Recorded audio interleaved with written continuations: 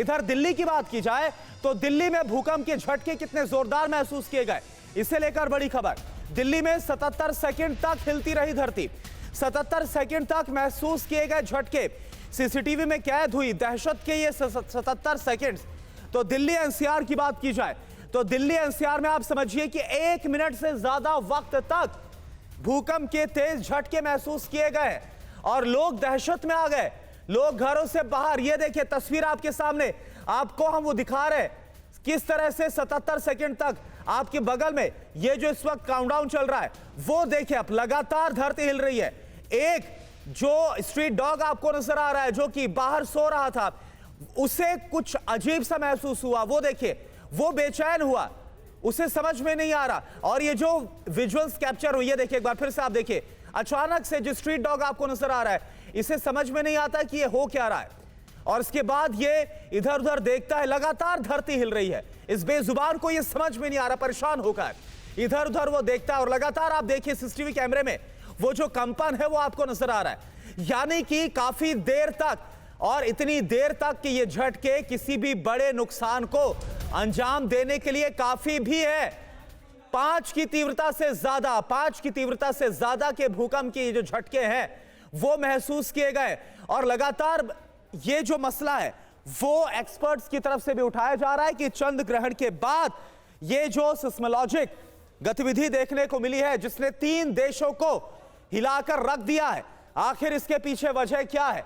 क्योंकि इसके पीछे एक वजह के तौर पर लगातार इन देशों के नीचे जो टेक्टोनिक प्लेट्स हैं उनमें जो गतिविधि देखने को मिल रही है, जो तनाव, जो टेंशन देखने को मिल रहा है, वो इसके पीछे वजह के तौर पर रखा जा रहा है। और आशंका यह भी जाहिर की जा रही कि हो सकता है कि इन भूकंप के बाद ये जो झटके महसूस किए गए, क्योंकि पहली बार ऐसा नहीं हुआ, इससे पहले भी हाल फिलहाल में झटके महसूस किए गए, तो क्या किसी बड़े अनिष्ट की तरफ, किसी बड़े भूकंप की तरफ ये इशारा कर रहे हैं? इस वक्त हमारे साथ हमारे तमाम जो संवाददाता है वो देश के अलग अलग जगहों से आपके सामने नजर आ रहे हैं। विवेक शर्मा दिल्ली से लाइव है, प्रीति श्रीवास्तव इस वक्त यूपी की राजधानी लखनऊ से लाइव आपको नजर आ रही है, रुपेश बिहार की राजधानी पटना से हैं, और किशोर रावत इस वक्त हमारे साथ देहरादून से लाइव जुड़े हुए।